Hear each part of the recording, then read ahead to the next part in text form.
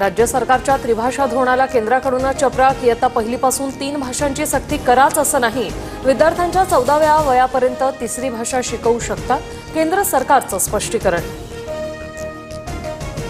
विधानभवनातल्या मारहाण प्रकरणातील दोन्ही आरोपींना जामीन मंजूर. नितीन देशमुख आणि सर्जेराव टकलेला किल्ला कोर्टाकडून जामीन. मारहाण प्रकरणात झालेली अटक.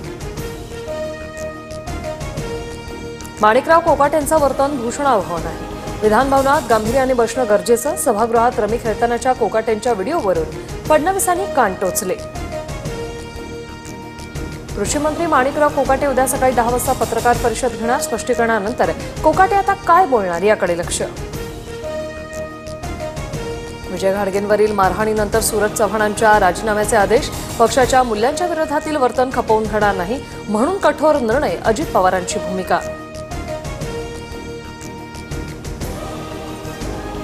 कृषी मंत्र्यांकडून घडलेली घटना चुकीची. वरिष्ठ नेते कोकाटेंच्या राजीनाम्याबाबत योग्य निर्णय घेतील. सुनील तटकरेंकडून कारवाईचे संकेत.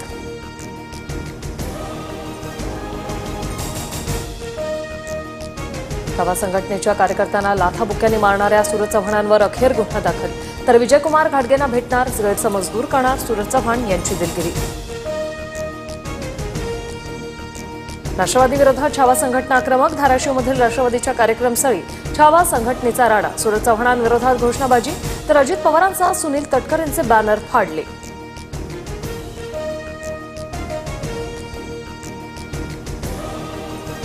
लोकशाही सर्वांना आंदोलनाचा अधिकार, मात्र जबरदस्ती खपवून घेणार नाही.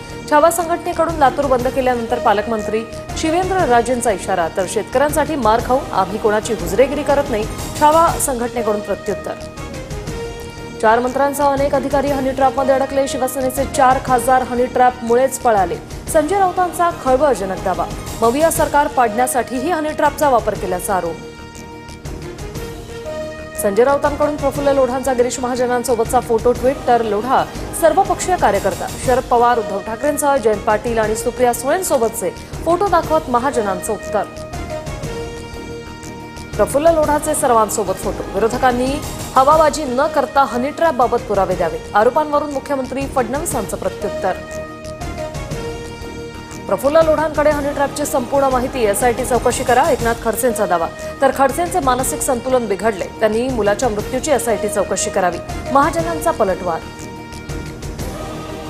नेहमी माझ्या मुलाच्या मृत्यूवरून इशारे देता.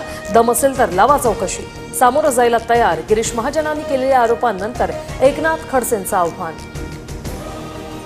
उपराष्ट्रपती जगदीप धनखड यांचा राजीनामा. आरोग्याच्या कारणास्तव उपराष्ट्रपती धनखड यांच्याकडून पदाचा राजीनामा.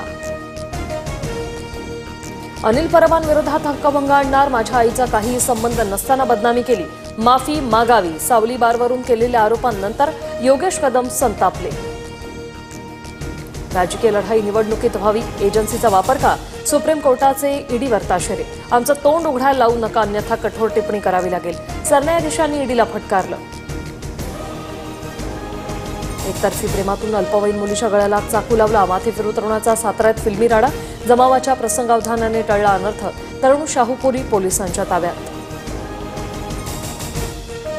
अधिवेशनाच्या पहिल्याच दिवशी लोकसभेत गोंधळ. सभागृहात विरोधकांना बोलायला परवानगीच नसल्याचा आरोप. गदारोळानंतर ऑपरेशन सिंदूरवर लोकसभेत 16 तास तर राज्यसभेत 9 तास चर्चा होण्याबाबत निर्णय.